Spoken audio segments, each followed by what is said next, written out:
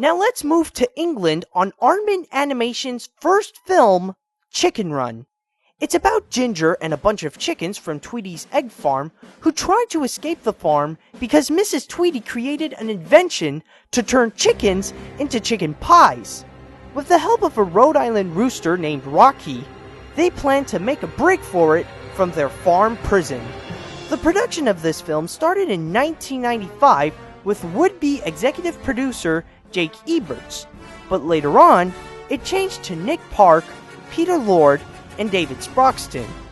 In 1997, DreamWorks would come in to distribute it all around the world, except Europe. Over there, the distributors are Pathé, a French movie company. The bodies of the chickens are made of silicone with latex covering, but the heads and wings are made of modeling clay.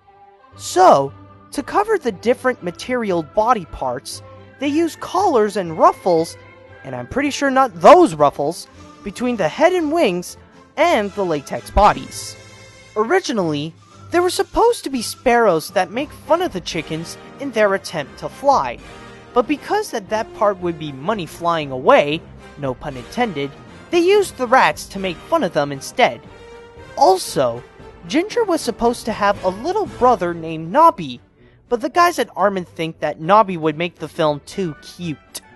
Today, Nobby is enjoying his happy home at KFC. This is the first European film to use the digital intermediate process, which is to digitally store and manipulate every frame of the film. In other words, digital intermediate is like the final touches of a film, I think. When it was released on June 21st, 2000, or June 30th if you were in the United Kingdom area, every critic ever known were amazed at this film. They earned $225 million at the box office and earned a buttload of awards. However, one award that they didn't get that they wanted was an Oscar. You see, the guys at Aardman tried their hardest to make this film nominated for Best Picture, but sadly, they didn't get it. So, because that the film was popular among the members of the Academy, the members decided to create a new nomination for next year's Oscars that would forever be known as Best Animated Feature. In 2001, they released the movie that would change their lives, Shrek, based on the book of the same name by William Steig. It's about an ogre named Shrek, whose home got invaded by Disney fairy tale creatures, because Lord Farquaad banished them from his kingdom. He then goes to the kingdom with a talking donkey called, Donkey, to settle this, but Farquaad sends Shrek on a task to save Fiona from a dragon in exchange to get rid of all the fairy tale creatures from his swamp. The idea of making this into a film began in 1991 when Steven Spielberg bought the rights to make a movie out of the book. During that time, it was supposed to be a traditional animated film with Bill Murray as Shrek and Steve Martin as Donkey. The real production, however, started on Halloween of 1996. So by doing the math, the film took more than 4.5 years to make. Originally, it was supposed to be Chris Farley to do the voice of Shrek. Well, he did record half of the lines, but then he died. Katzenberg then suggested Robin Williams to do the voice, but ever since Aladdin, working with Katzenberg is the last thing that Robin would do. So, finally, they decided to bring in Mike Myers. After Mike recorded everything for the first time, he had no accent, and the crew thought that it didn't sound right.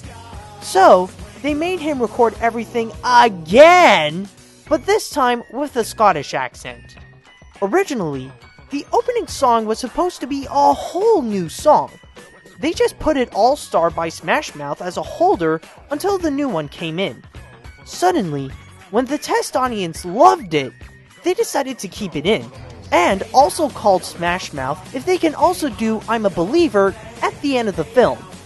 When it was released, It was a ginormous success in the box office with more than $267 million domestically and to the critics.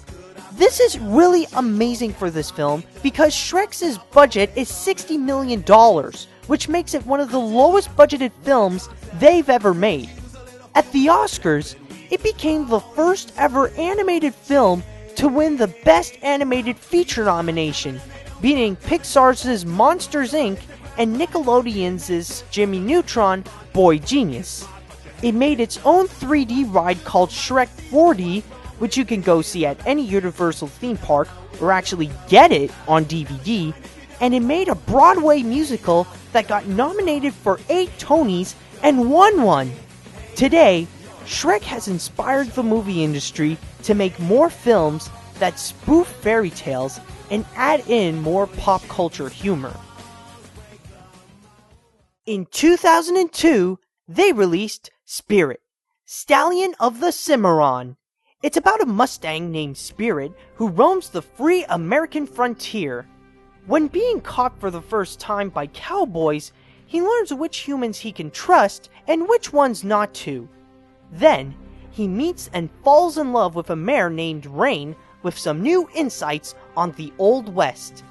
The film took 4 years to make by mixing both traditional animation with computer animation to create, what the film's creators call it, Tradigital Animation.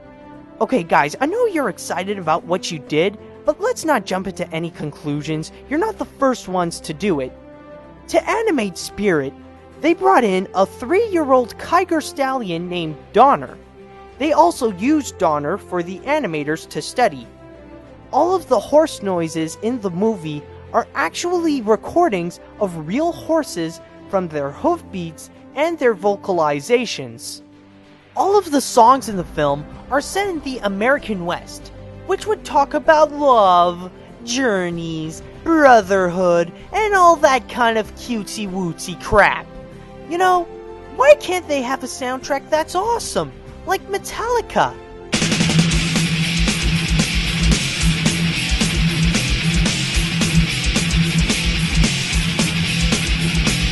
When it was released, well, it's not as good as Shrek, but it's somewhat successful. It only made $120 million worldwide, and the critics gave it, like, average reviews. You know, the kind that's like 3 stars out of 5 or 6 out of 10 or something. Rain, the girl horse that's next to Spirit, like right there, would be the first animated horse to have an honorary registration from the American Paint Horse Association. The next year, they released another traditional animated film called Sinbad, Legend of the Seven Seas. It's about Sinbad who got framed by the goddess of chaos, Ares, by stealing the Book of Peace. Along with Marina, they have to find the book to save Sinbad's buddy, Prince Proteus. Like the Prince of Egypt, Katzenberg had pitched this idea as a movie while he was working for Disney. Again, they said no. This was the first film to fully use the Linux system. Animators used more than 250 HP workstations to render the entire film. Spike, Sinbad's dog, was actually shown to be more popular than Sinbad himself during a screen test.